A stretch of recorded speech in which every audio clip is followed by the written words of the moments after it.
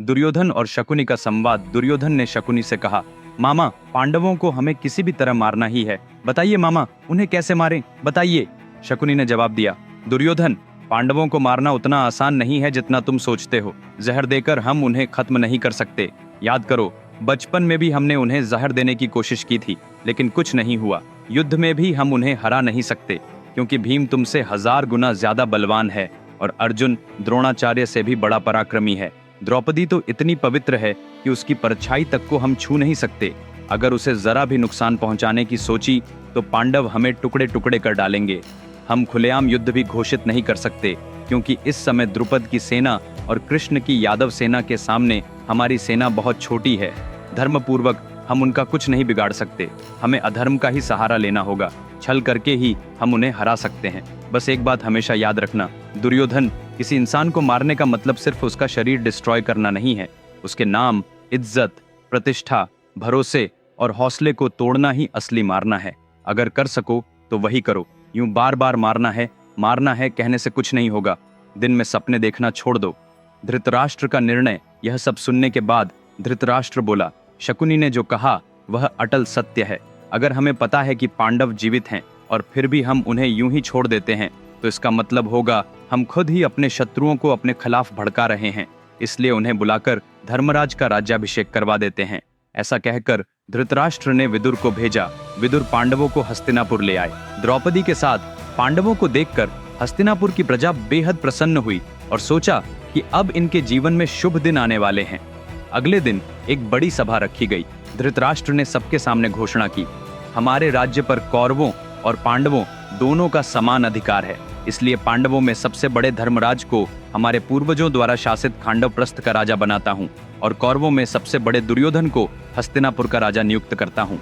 उसी दिन पांडव, द्रौपदी, कुंती और हस्तिनापुर में पांडवों का समर्थन करने वाले सभी लोग मिलकर खांडवप्रस्थ की ओर रवाना हुए। 3 दिन लगातार यात्रा करने के बाद वे वहां पहुंचे। वह जगह पूरी तरह डेजोलेट थी।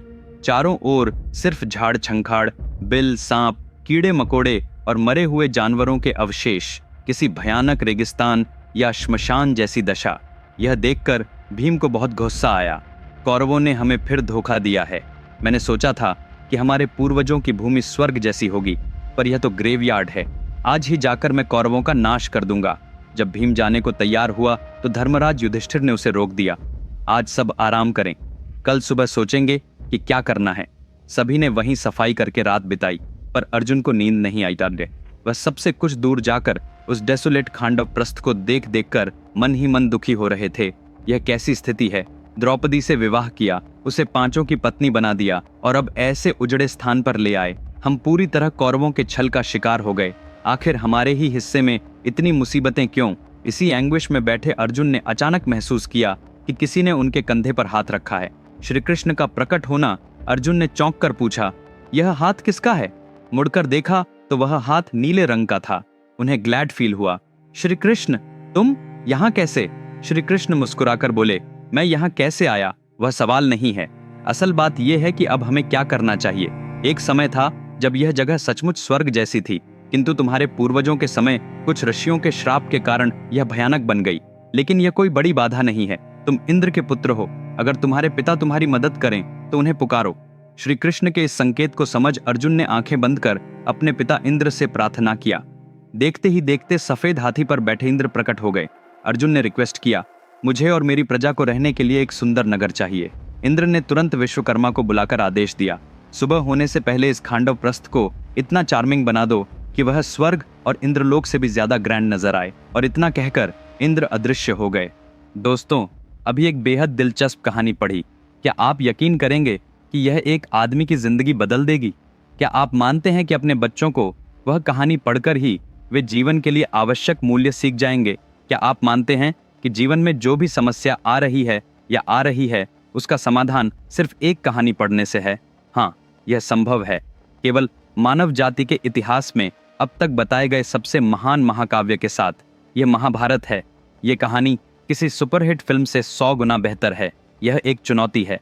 विक्रमादित्य के शब्दों में लिखी गई महाभारत की पूरी कहानी अमेज़न और 45 ऑनलाइन स्टोर्स पर पुस्तक और ई बुक दोनों रूपों में उपलब्ध है।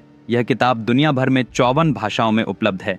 इस वीडियो के नीचे डिस्क्रिप्शन में लिंक दिए गए हैं, तुरंत ऑर्डर करें, क्योंकि यह सिर्फ एक किताब नहीं है, यह वह पुस्तकालय है जिसकी आपको अपने जीवन के लिए आवश्यकता है। अगले दिन सुबह हुई, सूर्य की किरणें सबके ऊपर पड़ रही थीं। भीम उठकर इधर उधर देखने लगा कि यह सपना है या रियलिटी। उसने आंखें मलकर दोबारा देखा, फिर जोर से पुकारा, माँ, भैया, द्रौपदी। सब उठे तो देखा बादलों से भी ऊंची विशाल बिल्डिंग्स, सोने जैसे चमकते हुए palaces, amazing gardens, wide roads, playgrounds, arsenals, जहां नजर डाले हर तरफ gold plated walls, doors with gems and diamonds, हीरे पन्ने मोती से सजे महल। सब शॉक्ड रह गए। वहां की प्रजा ने भी जब इस नए नगर की भव्यता देखी तो पांडवों की ओर मुड़कर उन्हें साष्टांग प्रणाम किया। लोगों में चर्चा फैल गई, पांडव मनुष्य नहीं हैं, वे तो लाक्षागृह में सचमुच जलकर मर गए थे, फिर स्वर्ग में देवताओं से युद्ध करके अपना जीवन वापस हासिल किया और देवताओं के रूप में लौट आए, तभी तो इन्होंने रातों रात एक कितना ग्रैंड सिटी बना दिया। उसी समय श्री कृष्ण ने कहा, अब से इस स्थान को कोई खांडव प्रस्थ नहीं कहेगा, आज से इसका नाम इंद्रप्रस्थ होगा। सबने आनंद पूर्वक उस नगर में प्रवेश किया। वहां के राजा बने धर्मराज, युधिष्ठिर और रानी बनी द्रौपदी। पांडव देवता हैं, यह बात फैलते फैलते हस्तिनापुर तक पहुंच गई। विद्वान, वीर, पुरोहित, ब्राह्मण एंड स्क्रिप्चर स्कॉलर्स सब आसपास के राज्यों से आकर इंद्रप्रस्थ में बसने लगे। इतना विशाल नगर विश्वकर्मा ने तैयार किया था कि चाहे जितने लोग आ जाएं, वह कभी भरता ही नहीं था। दुर्योधन की जलन और राजसूय यज्ञ। उधर दुर्योधन सोच रहा था, वाह, हम पांडवों को खूब धोखा दे आए, अब हस्तिनापुर का राजा तो मैं ही हूँ। वह इसी खुशी में डूबा था कि इंद्रप्रस्थ के वैभव की खबर उसके कानों में पड़ी। उसकी खुशी पल भर में काफूर हो गई।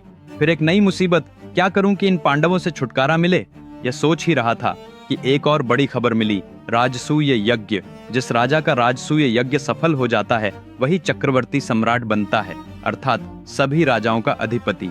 यज्ञ करने वाले राजा सभी नरेशों को संदेश भेजते हैं, क्या तुम हमारी अधीनता स्वीकार करते हो या युद्ध करके हमारे यज्ञ को विफल करना चाहते हो। जो राजा अधीनता स्वीकार कर लेते वे धर्मराज युधिष्ठिर को चक्रवर्ती सम्राट मान लेते, जो इनकार करते उन्हें धर्मराज की सेना से युद्ध करके हारना पड़ता। जिन राज्यों ने मना किया उन पर अर्जुन, भीम और कृष्ण ने चढ़ाई की। सबको हराकर उनकी आधी सेना और उनका धन इंद्रप्रस्थ ले आए। इस तरह लगभग सभी राज्यों को जीत लिया गया। बस मगध राज्य बचा था। पांडवों ने अभी उस पर आक्रमण नहीं किया था। सभा में अर्जुन ने कृष्ण से कहा, कृष्ण, बाकी सारे राज्यों को हम जीत चुके हैं, अब सिर्फ मगध राज्य रह गया है, चलो उस पर चढ़ाई करें। कृष्ण ने उत्तर दिया, यह इतना आसान नहीं है अर्जुन। मगध का राजा जरासंध है, वह पहले ही राजाओं को हराकर बंदी बना चुका है और उन सब की बलि देने की तैयारी कर रहा है।